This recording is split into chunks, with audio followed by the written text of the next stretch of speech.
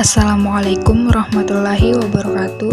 Pada kesempatan kali ini saya akan membahas contoh kasus teori atribusi. Sebelumnya, perkenalkan saya Nur Faradila, NIM E0512210016. Pengertian teori atribusi. Teori atribusi merupakan salah satu teori dalam psikologi sosial yang mempelajari bagaimana individu membuat penilaian dan menafsirkan penyebab suatu perilaku atau peristiwa.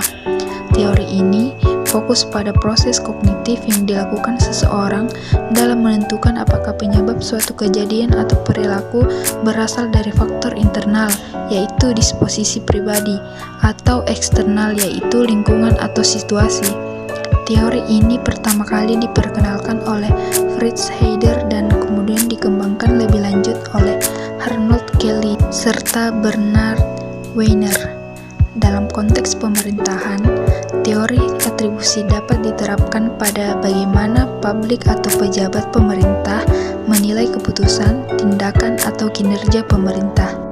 Penjelasan menggunakan teori atribusi.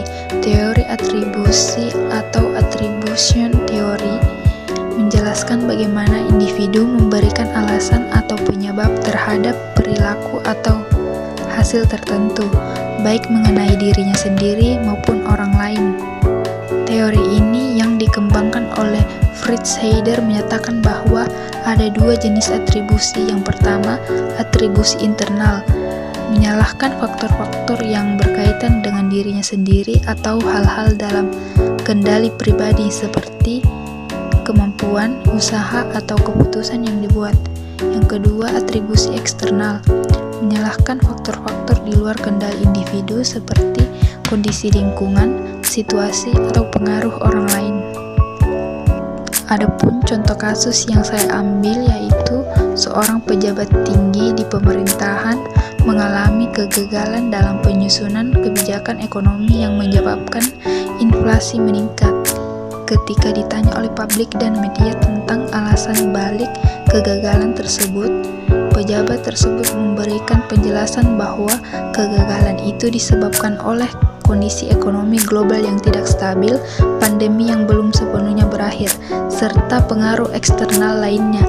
Namun, banyak kritikus mengatakan bahwa kebijakan yang diambil kurang matang, tidak didasarkan pada penelitian yang cukup, dan tidak terdapat koordinasi yang baik antar lembaga.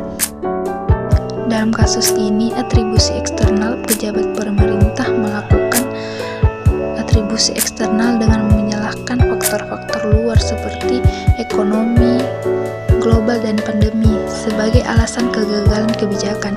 Ini berarti ia berasumsi bahwa kegagalan itu disebabkan oleh hal-hal di luar kendalinya.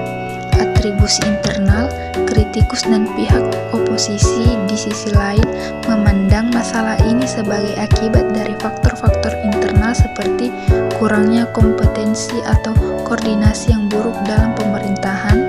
Mereka berasumsi bahwa kegagalan ini bisa dihindari jika pejabat dan eksekutif tersebut mengambil langkah-langkah yang lebih matang.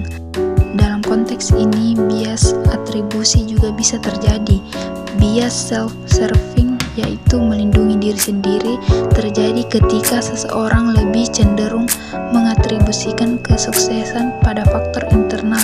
Misalnya, saya berhasil karena saya kompeten, tetapi mengatribusikan kegagalan pada faktor eksternal. Misalnya, saya gagal karena situasi eksternal yang tidak ditahan. Simpulan dalam kasus ini, pejabat menggunakan bias atribusi self-serving dengan menghindari tanggung jawab pribadi atas kegagalan, serta publik atau pengamat dari luar melihat kegagalan itu sebagai akibat dari kesalahan internal. Sekian dari saya. Terima kasih. Wassalamualaikum warahmatullahi wabarakatuh.